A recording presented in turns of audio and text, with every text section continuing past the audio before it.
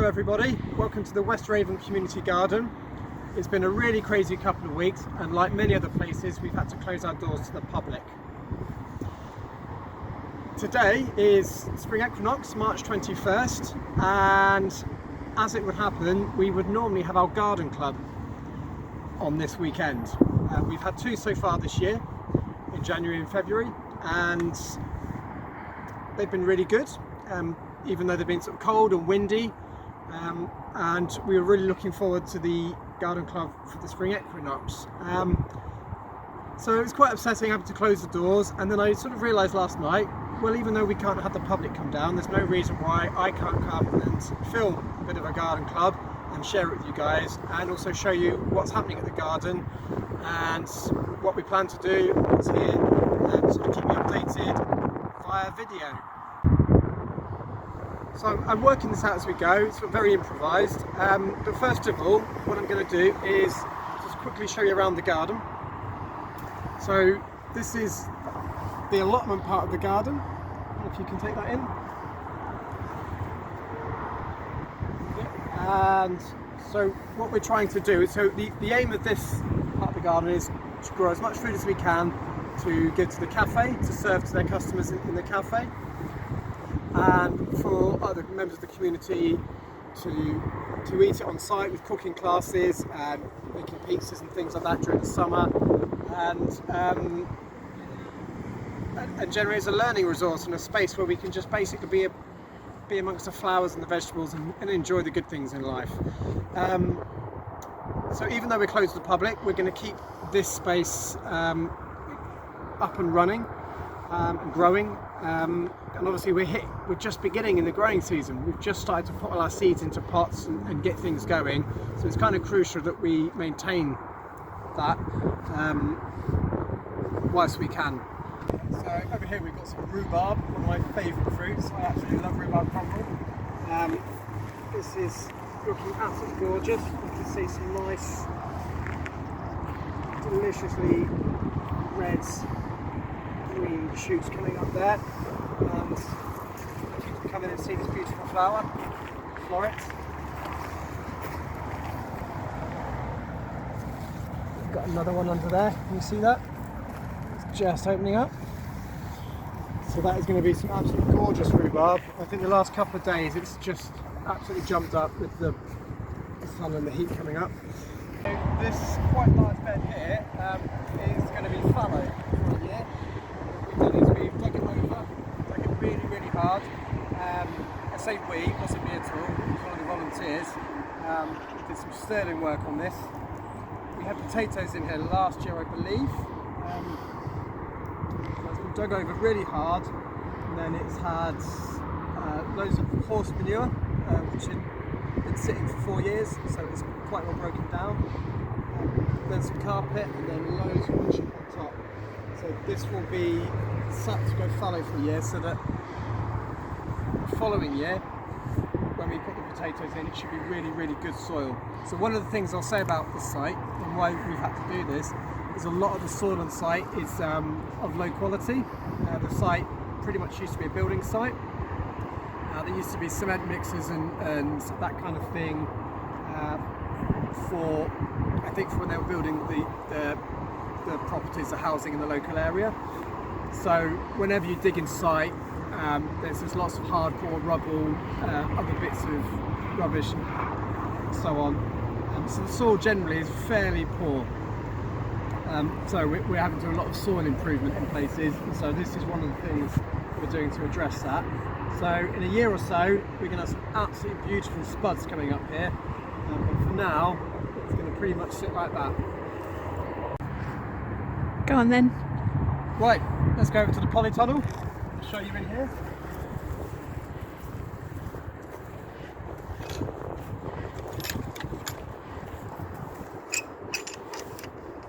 Right, this is the polytunnel, nice and warm.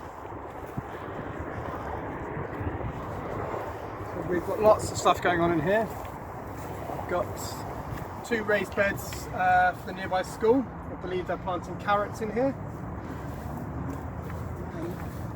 And then over here we've got 2 beds where we've currently got a few trays of sweet pea that are underneath polythene, kind of being kept under the polythene. We've got under here, if you can see this, we've got some chili peppers, Longhorn F1. Put them in about a week ago. Over here, again, this is all been the work of some of the volunteers. We've got beetroot, which started off in a propagator, and then we pop them into these pots. And I'm not 100% sure what those are.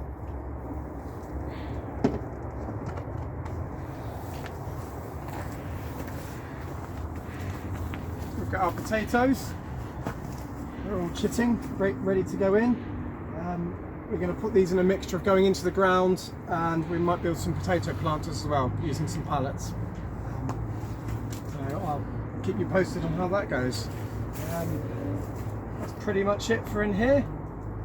As you can probably see over here, needs a bit of a sort out and a tidy up, and that's one of the jobs we'll be doing over the coming weeks.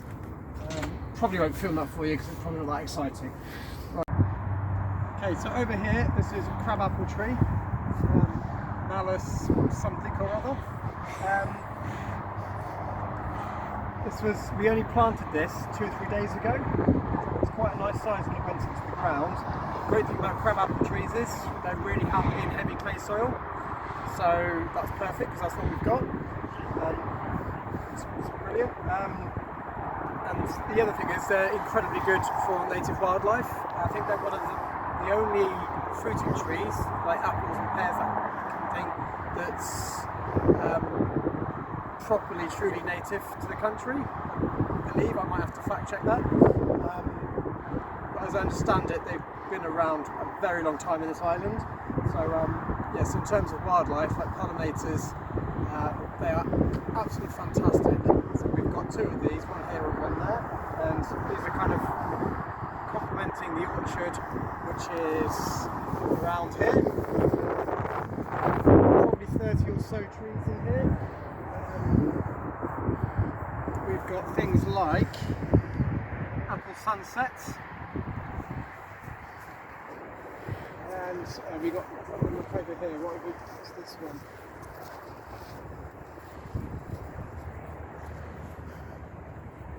We've got cider apple.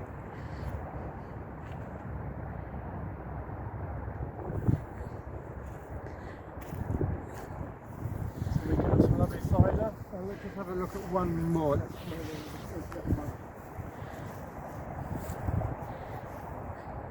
And this one is apricot early moor park, St Julian A Maiden. So desert apricot. So we've got a nice variety of fruit trees in this orchard. Obviously they're all very young, as you can see. So it will be interesting to see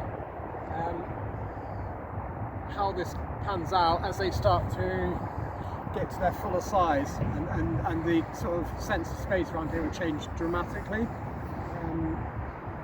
So I should say I only started this job in late November, so I've never seen this garden through spring and summer, so I don't really know the character or the rhythm of the place.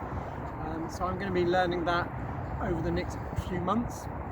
So I'm really, really excited to see what the character of the garden is.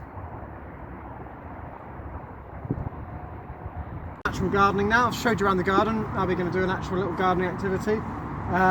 What I've got here, we've got this little sort of flower bed that the volunteers have prepared. These are the front main gates. This was prepared last week. So apparently last year they had super large sunflowers here, 13 foot high, leaning over all over the shop. This year we're going to have just a mixture of different sort of bedding plants.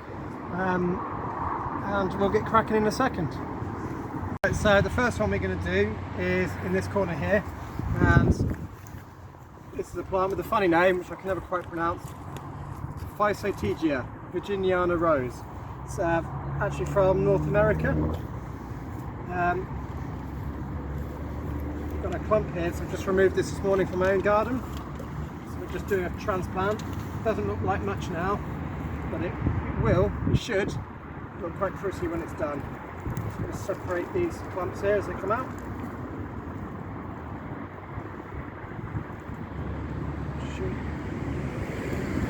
There we go.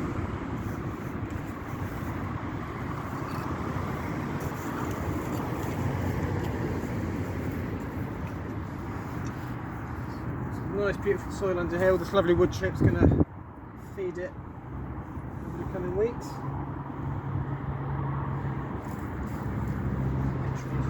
There. Come on here again.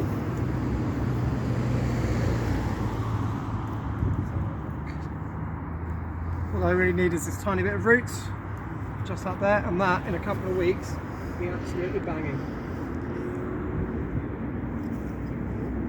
Put the right way up. Don't want to put it in upside down. Top tip. Roots go down.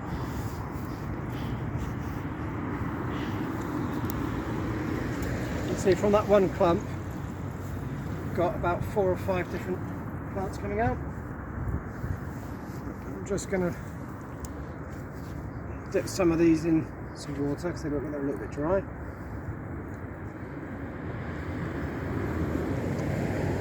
And even these 2 little bits here will become nice big beauties in a few weeks.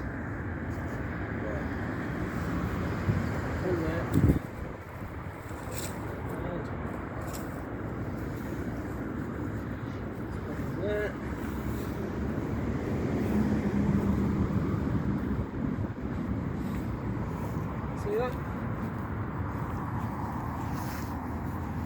It's going to be something called a Shasta daisy. So it's a daisy. It comes up to about this high, about 4 foot. It's got really nice big daisy heads, like you would get in the normal garden lawn, but much bigger. And they're really pretty, really beautiful. So just got a bunch of those I've just pulled out this morning. All the shoots are showing. They're nice and healthy, ready for spring, and we're just going to whack them in. Really easy to get cuttings from these, and they will spread quite nicely. We have had a bit of soak in the water this morning. Right. So where's my trout? They were there. So I'm just going to whack these along this back line. So they'll come up at the back, and then we'll have some smaller things at the front. I'm just going to do all of this.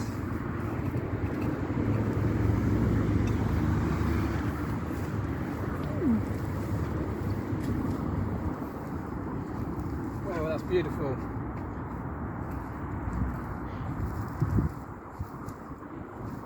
This lovely wood chip. So start with this big beauty here. Just going to quickly soak that in some water.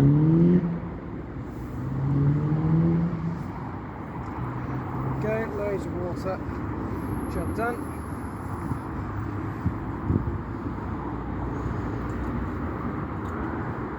So we've just taken out the ground. It's got a nice run there with loads of roots coming off the bottom. Got loads coming off the back.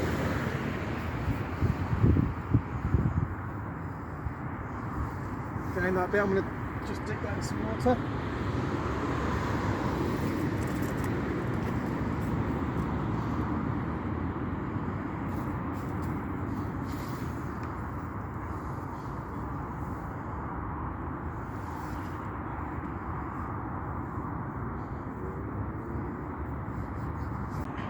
Right, so that's all of those plants planted. What we've done there is we've got the Shasta daisies at the back. We've got the Physogynia, I can never pronounce it right, going on the back there. We've got 2 fuchsias, some scabious at the front here, which come over here, quite nice, sort of low-growing blue flowers, and over here some ajunga, which is a nice creeping that will kind of get these lovely glossy purple leaves, and it has these kind of spiky bell-like flowers that are sort of a dark blue, almost a Prussian blue almost. So, and then a nice foxglove at the back as well. So we can come along in a few weeks and see how that's getting on. Okay, so thank you for joining us for the Virtual Garden Club. It's probably as strange for me as it was for you. I hope you've enjoyed it. Let me know what you think, and hopefully if you like it we can do some more. Very last minute and improvised, so it is what it is. Thank you very much. I hope you're all staying safe, and I hope you're all well. If you have any green space at home, get out and make the most of it. And we will see you soon, I guess. I don't know what more to say. Thanks very much.